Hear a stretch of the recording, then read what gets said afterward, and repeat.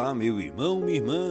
A paróquia Nossa Senhora Aparecida, juntamente com a TV Oração, traz até você, neste fim de semana, em que celebramos o 13º domingo do tempo comum, com o tema O Senhor da Vida, a reflexão do Evangelho de Marcos, no capítulo 5, versículos 21 a 43. Vamos juntos rezar e meditar a palavra de Deus. A nossa proteção está no nome do Senhor, que fez o céu e a terra. O Senhor esteja convosco, Ele está no meio de nós. Proclamação do Evangelho de Jesus Cristo, segundo Marcos. Glória a vós, Senhor. Naquele tempo, Jesus atravessou de novo numa barca para a outra margem. Uma numerosa multidão se reuniu junto dele e Jesus ficou na praia. Aproximou-se então um dos chefes da sinagoga, chamado Jairo. Quando viu Jesus, caiu a seus pés e pediu com insistência: "Minha filhinha está nas últimas. Vem e põe as mãos sobre ela, para que ela sare e viva." Jesus então o acompanhou. Uma numerosa multidão o seguia e o comprimia. Ora, achava-se ali uma mulher que há 12 anos estava com uma hemorragia. Tinha sofrido nas mãos de muitos médicos, gastou tudo o que possuía e, em vez de melhorar, piorava cada vez mais. Tendo ouvido falar de Jesus, aproximou-se dele por detrás, no meio da multidão, e tocou na sua roupa. Ela pensava: "Se eu ao menos tocar na roupa dele, ficarei curada." A hemorragia parou imediatamente, e a mulher sentiu dentro de si que estava curada da doença. Jesus logo percebeu que uma força tinha saído dele e, voltando-se no meio da multidão, perguntou: "Quem tocou na minha roupa?"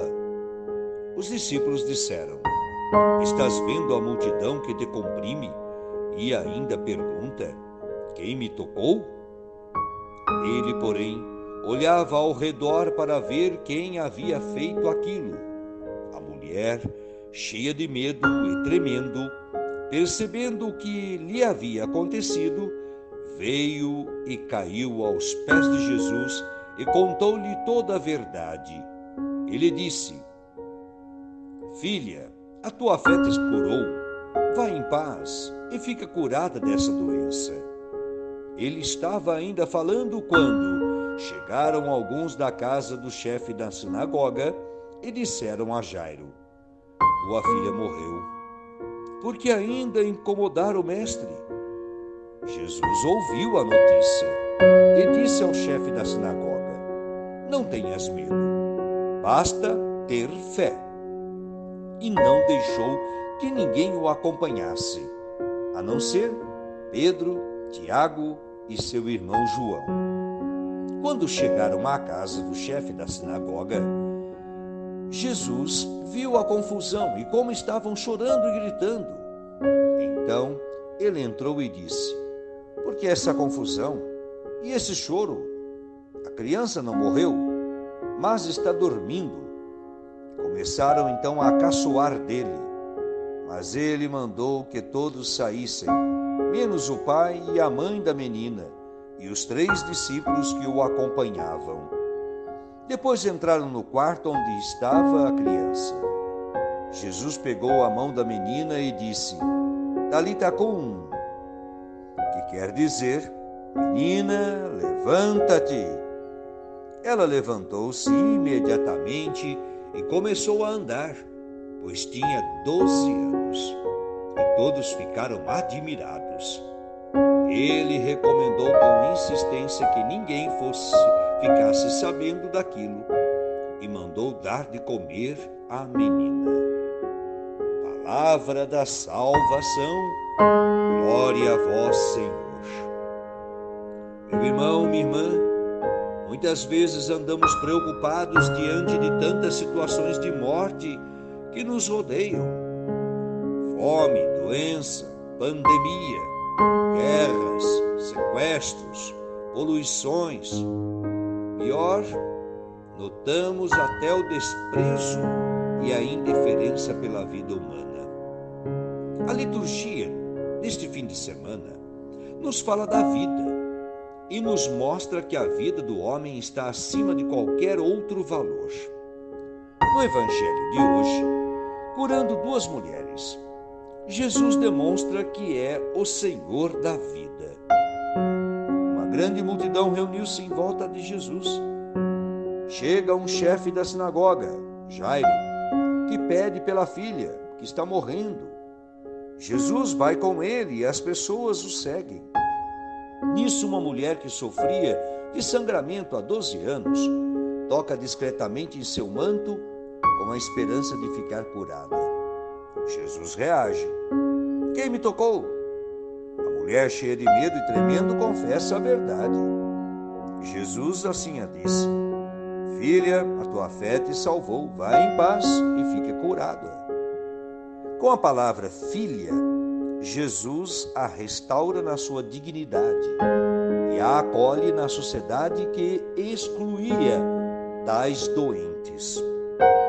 Neste momento, empregados de Jairo anunciam que a filha já morreu. Já não havia necessidade, portanto, de perturbar Jesus.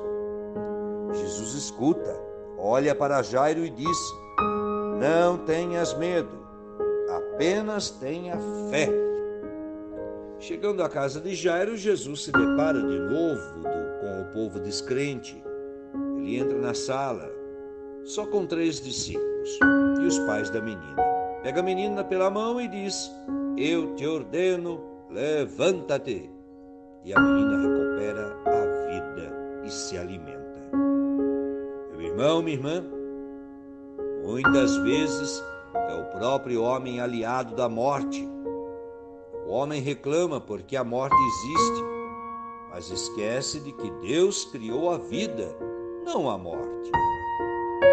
O pior é que também podemos ser cúmplices nesta tragédia de morte, pois nós também abençoamos a corrida armamentista, nós também admitimos a opressão, nós também concordamos com a violência, nós também apoiamos a repressão, nós também carregamos armas defensivas, entre aspas.